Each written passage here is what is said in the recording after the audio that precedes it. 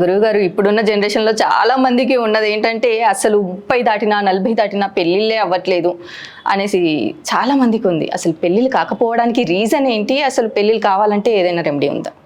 శ్రీమాత్రే నమః, శ్రీ గురుభ్యో నమః. వివాహం కావాలి అంటే వివాహం చేసుకోవాలి.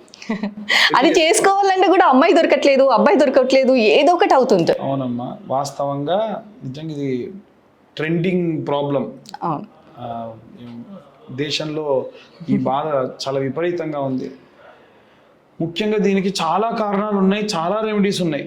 ఈ వివాహం కావాలి అంటే ఏం చేయాలి అని చాలా ఉన్నాయి. అయితే మనం ఫస్ట్ ఆఫ్ ఆల్ ఏంటంటే, ఒక పండు ఉందనుకోండి అమ్మా, అరటి పండే ఉంది, బాగా కచ్చగా ఉంటే తినగలమా? లేదు. పండు పండితే, బాగా పండు పండితే లేదు. అంటే దానికంటూ ఒక టైం ఉంది. ఒక అది అది మనకు సింబాలిక్గా ఏం చెప్తుందనంటే, ఆ గెల నుండి కూడా రాలిపోయేటువంటి స్టేజ్లో ఇంతకు మించి ఉండదురా బాబు, ఇప్పుడు నువ్వు తినేసేయి అని చెప్పి ఆ గెల పండు మనకు చెప్తుంది. అలా మనిషి జీవితంలో కూడా ఒక వయస్సు వచ్చిన తర్వాతకి మనకు చెబుతుంది, ఇది కరెక్ట్ ఏజ్ నువ్వు పెళ్లి చేసుకోవడానికి, మైండ్లో ఇంకేం పెట్టుకోకుండా వివాహం చేసుకో అంటే. చాలామంది లైఫ్ సెటిల్ కావాలి, చాలా లగ్జూరియస్గా బ్రతకాలి, వచ్చేటువంటి అమ్మాయి ఏమేం కోరికలు కోరుతుందో అడిగినట్టు ఇవ్వాలి. అంబానీ కూడా చేయడం మాట్లాడి పని, అడిగినట్టు తేవడం అంబానీ వల్ల కూడా కాదు.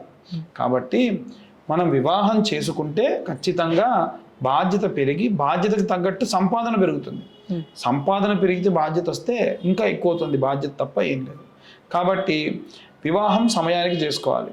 నాకు తెలిసి, నాకు పరిచయం ఉండి, నాకు తెలిసి చాలా దగ్గర వాళ్ళు, చాలా ఫ్రెండ్స్, చాలామంది 23 సంవత్సరాల వయస్సు ప్రాయం నుండి వివాహానికి సంబంధించి సంబంధాలు చూస్తుంటే ఇప్పటికీ వాడికి 33-34 ఏళ్ళు. స్టార్టింగ్లోనేమో అసలు నేను ఏంది, నా ఏజ్ ఏంది, నేను ఈ ఏజ్లో అసలు ఏ అమ్మాయి కావాలో తెలుసా మీకు అన్నాడు. 30 సంవత్సరాలు వచ్చేసరికి ఓకే, ఇంతకుముందు నాకు ఇంత సంబంధాలు చెప్పారు కదా చెప్పండి అన్నారు. ఇప్పుడు ఎవరు వచ్చినా పర్లేదు, ఎవరన్నా ఉన్నారా అని అడుగుతున్నారు. ఇంకొన్ని రోజులు అయిన తర్వాత ఏమవుతుంది అంటే, పర్లేదు డివర్స్ అయినా పర్లేదు చేసేసుకుంటాం. ఎందుకు ఈ పరిస్థితి అంటే, ఆ టైం వచ్చినప్పుడు చేసుకోకపోవడం. ముఖ్యంగా ఎన్ని గ్రహస్థితులు ఉంటే మనకి సంబంధాలు వస్తే తెలుసా అండి, అసలు ఎంత అనుకూలత ఉంటే. గురువు నీచంలో ఉంటే, నీచంలోకి పోయే లోపు పాపం మనకి ఎన్నో రకాలైనటువంటి ఆప్షన్స్ ఇస్తాడు. ఆ ఆప్షన్స్ని సద్వినియోగం చేసుకోకపోతే అస్సలు వివాహం అనేది అవ్వడం చాలా చాలా కష్టం. పాపం అలా సరే తెలుసో తెలవకో ఇబ్బందుల్లో ఉన్నారు, అందరికీ ఇబ్బందులు అవుతూనే ఉన్నాయి. వీరు కొంచెం కలిగి ఉంటే, మగపిల్లలైతే కన్యాపాశుపతము అనేటువంటి హోమం ఉంటుంది. అంటే మంచి అమ్మాయి భార్యగా రావాలి అని హోమం ఉంటుంది. అదే కనుక అబ్బాయిలైతే, అమ్మాయిలు ఈ యొక్క వ్రతం చేయాలి అని అంటే వరపాశుపతము అని ఉంటుంది. మంచి అబ్బాయి రావాలి భర్తగా అని చెప్పి. ఈ పాశుపతం శివుడికి కంటిన్యూగా రుద్ర సంపుటీకరణంతో 1.5 గంట పాటు ఉంటుంది. తర్వాతకు మళ్ళీ 1.5 గంట పాటు హోమం కూడా ఉంటుంది. మీకు దగ్గరలో ఉన్న పురోహితులు ఎవరిని అడిగినా చేస్తారు ఈ పాశుపతాలు. లేదు మాతో కావాలంటే కింద ఉన్న నెంబర్ కాంటాక్ట్ చేయొచ్చు. దేవాలయంలోనే ఖచ్చితంగా ఇళ్లలో చేస్తున్నారు, ఇవాళ రేపు ఎట్టి పరిస్థితుల్లో చేయకూడదు. ఒకటి. రెండవది ఏమిటి అంటే, ఒక దీక్షగా నేను చెప్పిన ఈ రెమెడీ ఫాలో కండి, ఖచ్చితంగా అవుతుంది. ఇంకొకటి, అడిగేవాళ్ళు జాతకం కోసం అడిగేవాళ్ళు, రెమెడీస్ అడిగేవాళ్ళు ఇంకొకటి కూడా అడుగుతున్నారమ్మా. ఏంటంటే, నేను ఫలానా అబ్బాయినే చేసుకోవాలనుకుంటున్నా, నాకు ఫలానా అబ్బాయే కావాలి, దానికోసం నేను దీక్ష చేస్తా అంటే, ముందు ఫలానా అబ్బాయి ముందు మీకు నచ్చాడా, ఫలానా అబ్బాయి అతనికి మీరు నచ్చారా, అవి కూడా కావాలి కదా. ఒకరు అన్నీ నచ్చితే వాళ్ళ కుటుంబం నచ్చిందా, వాళ్ళ కుటుంబంతో సంబంధం ఏంటంటే, ఇన్నేళ్ళు కని పెంచి పెద్ద చేసినందుకు మరి వాళ్ళకు కూడా నచ్చాలి కదా. కాబట్టి వివాహం అనేటువంటిది కేవలం 2 మనుషుల మధ్యలో జరిగేటువంటి విషయం కాదు, 2 కుటుంబాలకు సంబంధించిన విషయం. కాబట్టి నేను చెప్పే ఈ రెమెడీ పూర్తిగా అఫీషియల్గా మీ పెద్దల నుండి వచ్చినటువంటి సంబంధం మీకు కుదరడానికి మాత్రమే. నేను పలానా అమ్మాయిని లవ్ చేసా, పలానా అబ్బాయిని లవ్ చేసా, సెట్ కావడానికి ఇది చేసా, కాలేదని అనకండి. ఒకటి. అయితే ఈ రెమెడీ ఏం చేయాలంటే, దగ్గరలో ఆంజనేయ స్వామి గుడి ఉండాలి ఖచ్చితంగా. బాగా వినండి, ఆంజనేయ స్వామి గుడి. ఆంజనేయ స్వామి గుడికి రోజు ఉదయాన్నే మీరు 6 గంటలకు లేచారు అనుకోండి, 6:30 కల్లా మీరు కాలకృత్యములు తీర్చుకున్నారు అనుకోండి, ఒక 2 జతల బట్టలు పెట్టుకోండి. అవి కేవలం మీరు గుడికి పోవడానికి మాత్రమే. ఆ బట్టలు ఎరుపు రంగు, నలుపు రంగు, గ్రీన్ రంగు కంటే శ్వేతవర్ణము, క్రీమ్ కలర్లో ఉండేటువంటి వర్ణముల్లోనే ఉండాలి. సో ఇలాంటివన్నీ ఈ కలర్స్లో 2 జతల బట్టలు పెట్టుకోండి. ఎట్టి పరిస్థితుల్లో మార్నింగ్ 7 కల్లా మీరు దేవాలయానికి వెళ్ళిపోవాలి.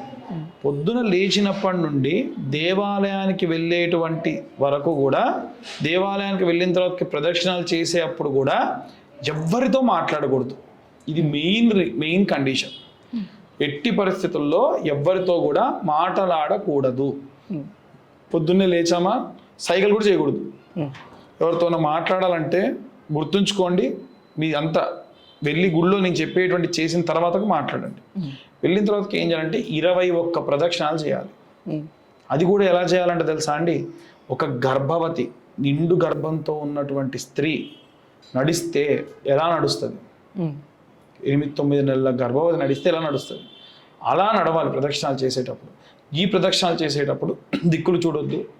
మనసులో ఏ దేవుడికి మీరు చేస్తున్నారు, ఆంజనేయ స్వామికి ఆయన యొక్క నామము, శ్రీరామనామం ఆయనకు చాలా ఇష్టం. అలా రామదూతాయ నమః, రాముడి యొక్క దూత కాబట్టి శ్రీరామదూతాయ నమః మనసులో అనుకుంటూ 21 ప్రదక్షిణాలు చేయండి. 21 ప్రదక్షిణాలు చేసిన తర్వాతకి అప్పుడు మీరు ఎవరితోనో మాట్లాడండి. ఖచ్చితంగా ఒక టైం 7 గంటలకు స్టార్ట్ చేశారు అంటే మళ్ళీ 7 గంటలకు మీరు స్టార్ట్ చేయాల్సిందే. ఎందుకండి 21 రోజులు 41 రోజులు పెట్టొచ్చు కదా అని మొన్న ఒకళ్ళు అడిగారు. ఆడపిల్లలు కూడా చేయాలి కదమ్మా, వాళ్ళకి డేట్ ప్రాబ్లం, మెన్సెస్ ప్రాబ్లం ఉంటాయి కదా. సో ఎప్పుడైతే అయిపోతుందో ఇమీడియట్గా వచ్చేటువంటి మంగళవారం స్టార్ట్ చేసుకుంటే వాళ్ళకి ప్రాబ్లం ఉండదుగా. అందుకని నియమం పెట్టారు పెద్దలు. అలా 21 రోజుల పాటు ప్రదక్షిణ చేస్తూ మీ మనసులో ఉన్న కోరిక కోరుతూ స్వామివారికి నమస్కరించుకోండి.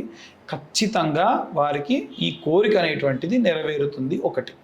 రెండవది ఏమిటి అంటే, ఆడపిల్లలైతే, మగవాళ్ళకి లేదు ఆప్షన్, ఆడపిల్లలకు మాత్రమే. ఆంజనేయ స్వామి ఫోటో, నిలబడ్డ ఫోటో, ఆయన వాళ్ళ తోక ఉంటుంది కదా, తోక ఉన్న ఫోటో పెట్టుకొని ఈ ప్రదక్షిణలు స్టార్ట్ చేసిన రోజు నుంచి చిన్న సింధూరం, దాంట్లో సంపెంగ నూనె కలిపి పెట్టుకోండి. మీ ఈ యొక్క మధ్యవేలు ఆ సింధూరంలో పెట్టి ఆ తోకకు పెట్టండి. స్వామివారికి విగ్రహానికి, స్వామివారి శరీరానికి పెట్టకండి. ఆడవాళ్ళ శరీరానికి తాకకూడదు, మగవాళ్ళు తోకను తాకకూడదు. కాబట్టి ఆ తోకకు అలా చుక్క పెట్టండి. 21 రోజుల పాటు 21 బొట్లు పెట్టండి. ఇది వాళ్ళ పూజ అని కూడా అంటారు. ఇలా చేయడం వల్ల కూడా పెళ్లి కాని ఆడపిల్లలకు శీఘ్రము మంచి అబ్బాయితోని వివాహం జరుగుతుంది. ఇంకో గొప్ప విషయం తెలుసా అండి, ఈ దీక్ష కనుక చేయడం, ఆంజనేయ స్వామి చుట్టూ తిరిగి చేయడం వల్ల కుజదోషం ఉన్నా, అవతల వాళ్ళకు కుజదోషం ఉన్నా, సర్పదోషం ఉన్నా, కాలసర్పదోషం ఉన్నా, ఎటువంటి దోషం ఉన్నా వివాహం అయితే ఎటువంటి ప్రాబ్లం ఉండదు. సో అంత గొప్ప రెమెడీ. కాబట్టి ఈ రెమెడీని చేయండి, ఖచ్చితంగా మంచి సత్ఫలితాలు పొందుతారు.